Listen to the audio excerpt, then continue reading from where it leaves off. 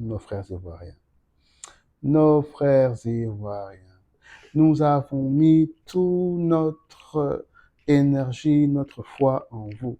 Nous n'avons pas hésité à chanter, à faire du coupé décalé, à être sûr que c'est vous qui alliez le mieux représenter l'Afrique dans cette Coupe du Monde et vous vous arrangez pour sortir dès les 16e de finale. J'ai trois raisons. Trois raisons pour lesquelles cela est arrivé. Première, Emerse Faé. Je pense que Emerse Faé doit absolument rentrer dans l'école des coachs, d'entraîneurs. Je ne sais pas, est-ce qu'il a une licence? Je ne sais pas. J'imagine.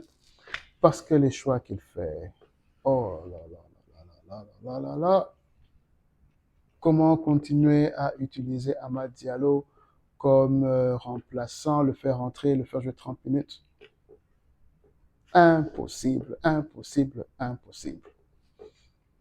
Avoir un tel joueur et le faire jouer de cette façon, l'utiliser de cette manière-là, c'est impossible. C'est pas un joker, le gars. C'est pas un joker. Et remplacer Boni par un certain Eli Wahi, qui est mon deuxième point. Waouh. Déjà que je ne sais même pas pourquoi Wahi est dans cette équipe-là. Je pense que la Côte d'Ivoire doit être désespérée. Ils sont en manque de neuf. Waouh, waouh, waouh. Je ne comprends pas.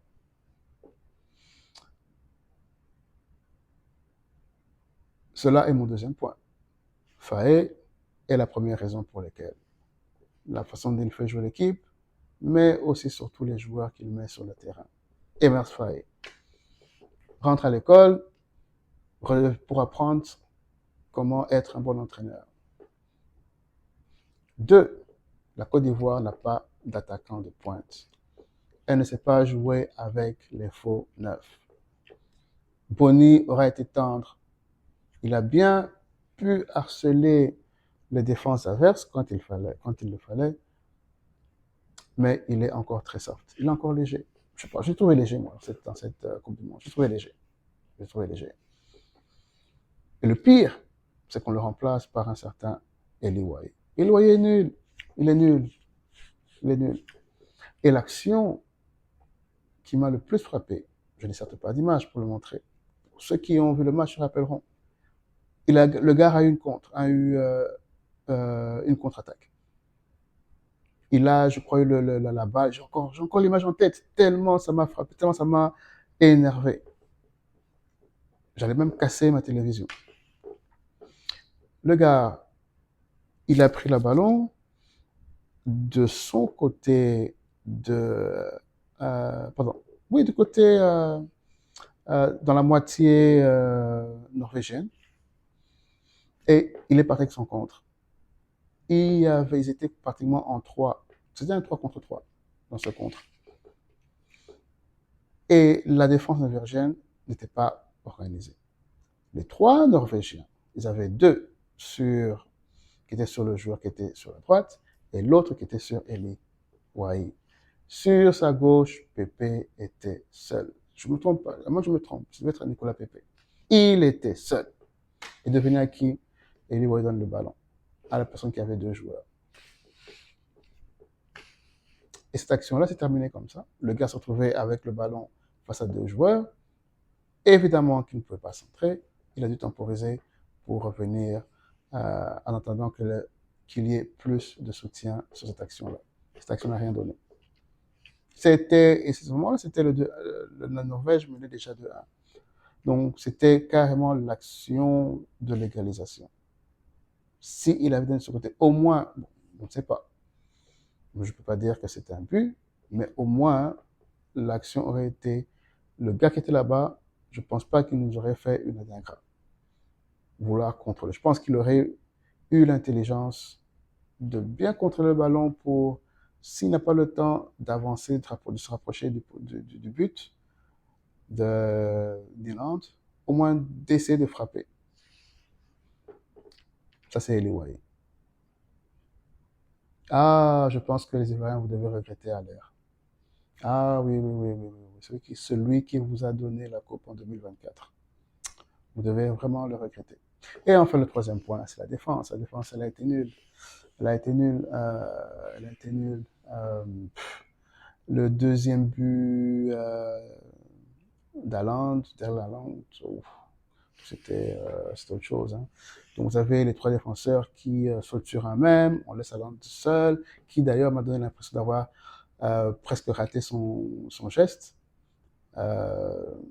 Avoir sa réaction lorsque, après qu'il ait légèrement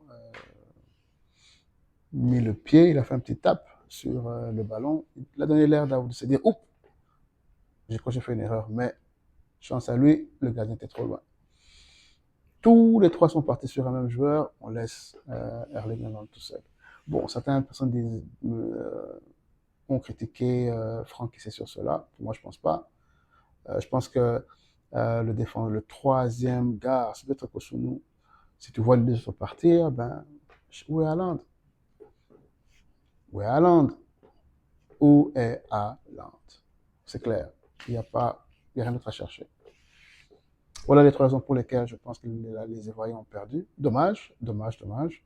Le Maroc nous a rendus très fiers contre les Pays-Bas.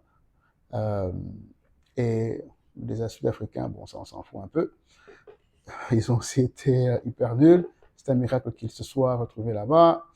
Je trouve que c'est une équipe assez nulle qui profite juste de bons tirages pour se retrouver, pour se qualifier. Quoique, ils n'étaient pas dans un groupe facile. Ils ont maintenu leur qualification, mais ils sont nuls. Donc, il ne reste plus que la RDC, il nous reste le Sénégal, Cap-Vert, aucune chance. Il nous reste aussi le Ghana contre la Colombie, je n'y crois pas trop. Et l'Égypte. En tout cas, et l'Algérie aussi, bien sûr. J'allais oublier. Voyons voir. Donc, je pense que nous pouvons avoir au moins encore 4, 5 équipes. Alors, regardez ma vidéo. C'est un short dans lequel je donne les 3 raisons pour lesquelles je pense que la RDC ne perdra pas contre l'Angleterre. J'y crois. Moi, j'y crois. Je parie dessus. Très clair. Je parie sur un 1-0 ou 2-1. Et au pire des cas, nous allons au penalty. Penalty, là où nous vaincrons. Très simple. Allez. Ouh. Aïe, aïe, aïe. Côte d'Ivoire, Côte d'Ivoire, Côte d'Ivoire, Côte d'Ivoire, Côte d'Ivoire. Waouh. J'aimerais bien écouter les commentaires de mes frères ivoiriens. Je vais aller sur YouTube pour essayer de voir qu'est-ce qu'on raconte, quelles sont les réactions et qu'est-ce qu'ils pensent de ce match. Allez, à plus.